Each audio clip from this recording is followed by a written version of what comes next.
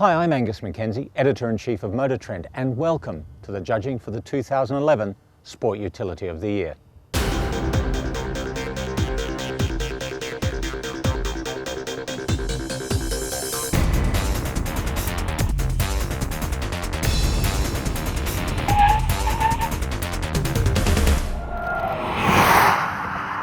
The Sport Utility of the Year judging process is not a comparison test. Each of the contenders is evaluated against 6 key criteria. They are advancement in design, engineering excellence, efficiency, safety, value, and performance of intended function. 15 new or significantly upgraded sport utilities and crossover vehicles are eligible for this year's award. They are Acura Mdx, Bmw X5, Ford Edge, Honda Accord Crosstour, Hyundai Tucson, Hyundai Santa Fe, Infiniti QX56, Jeep Grand Cherokee, Kia Sorrento, Kia Sportage, Lexus GX460, Lincoln MKX, Mitsubishi Outlander Sport, Nissan Juke, and Porsche Cayenne. It's a packed field this year because we've included engine and transmission variants on some models where appropriate, in order to get a better idea of the bandwidth of these contenders. So we have a lot of work to do. Let's get started.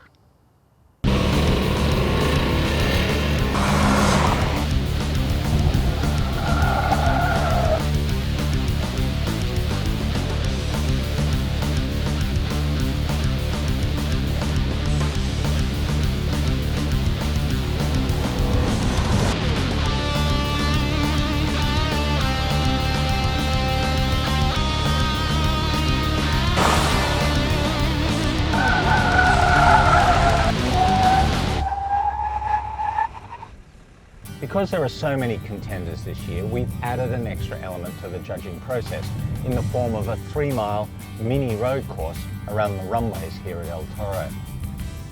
The idea is that the judges will be able to drive each contender and evaluate baseline data such as drivability, noise, vibration, harshness under acceleration, cornering and braking feel, and of course, because we're driving SUVs and crossovers, stability control systems.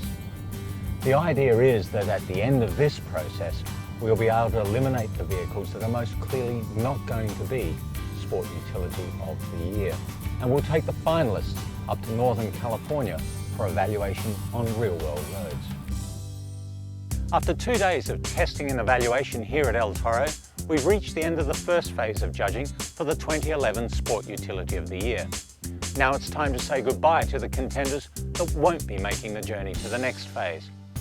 Acura Mdx. My problem with the Acura is that it's for new or significantly upgraded vehicles that are eligible. And while this thing has got fresh sheet metal, new engine under the hood, I really don't think it moves the Acura Mdx proposition along any further than last time we met this vehicle. So that's my big problem with it. So the Acura goes no further. I think we're pretty unanimous on this one. Yeah. Okay. All right. Bmw X5. Okay, well, like the Acura, the problem with the X5s is that they're just not new enough. There's kind of a new engine, but then they tweak the sheet metal a little bit in the front and rear, but you really have to look to notice. But other than that, it's kind of the same thing as last year. That new turbo gas 6 is a hell of a drive though. That's a quick piece of work. I mean, I don't know anyone who didn't have fun driving that. Yeah, and it might be the best one for the enthusiasts. I think that's probably the best handling proposition. You get the weight of the V8 in there, and yeah, you're stitching the corners together quicker, but I'm not sure you're going through them any faster. It's also got other stuff that isn't great on BMWs, like the shifter. Hey, but I like that one. I'll be the odd man out here because I actually like that. It works intuitively with the kinetics of the car. You rest your hand on it, just works for me. I like it. Except for parking, where you have to hit a button. And try and do a 3-point turn when traffic is bearing down on you and you haven't allowed the requisite amount of time between pressing the brake, pressing the button, and moving the thing. Okay, so the BMW is not going to go through this time around.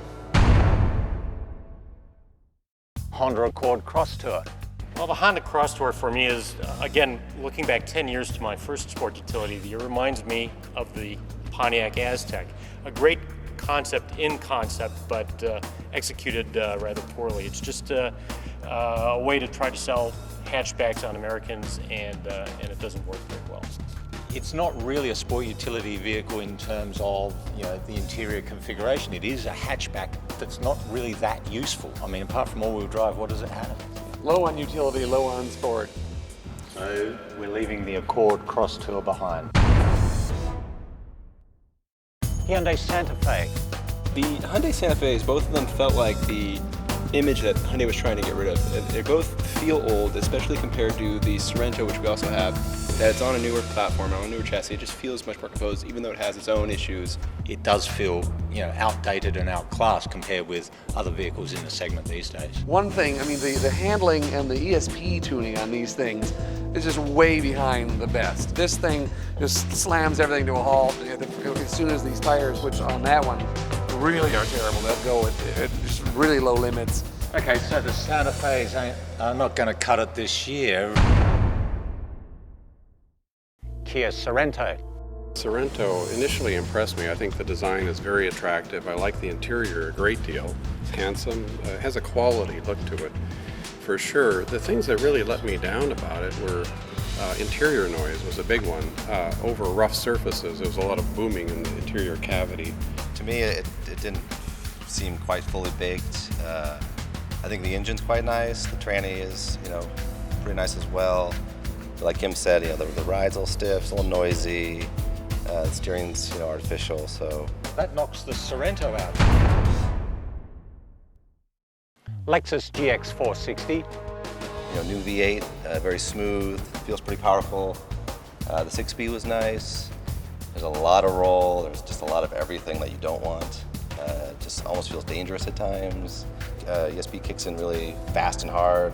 This vehicle is, you know, draws attention to what is Toyota doing with Lexus. There is no inherent Lexus DNA in this vehicle. It is a rebadged Toyota Land Cruiser Prado, and that's what it feels like. So I don't see anyone, you know, fighting this one's corner, so Lexus GX doesn't go through either. Lincoln MKX. It's hard to swallow this $50,000 pill when you have the Fords, which is almost the exact same vehicle. Significant price difference. Again, there's some really cool stuff, but I can get all that with a Ford. This vehicle highlights a fundamental problem that Ford has to address with the Lincoln brand. The vehicles have to be absolutely differentiated from anything with the blue oval on it. And this car's center body and much of the interior package is clearly identified with the Ford Edge. So the Lincoln MKX doesn't make it through this year. And Mitsubishi Outlander Sport. So this Mitsubishi Outlander Sport, I mean, I get the impression that they're really trying to do more with less, and I guess that's, you know, the times we live in. But the back end is sort of sliced off, so there's not much room to put anything in the back. It had the most nautical handling of any vehicle out there. I mean, I think this one was cornering on the door handles almost worse even than the Lexus was. But it's kind of underpowered, and I just didn't really see too much to recommend it. To have the name Sport on this vehicle at all, it shouldn't be allowed. I mean, the engine is anemic. It's one of the weakest in the class by, what, probably a good 20 horsepower compared to its competitors. Okay, so that cuts the Mitsubishi Outlander Sport. So I'll just run through what we do have left and the vehicles that are going through to the final round. And they are the Ford Edge, the Hyundai Tucson, the Infiniti QX56, the Jeep Grand Cherokee, the Kia Sportage, the Nissan Juke, and the Porsche Cayenne S. Should be an interesting couple of days.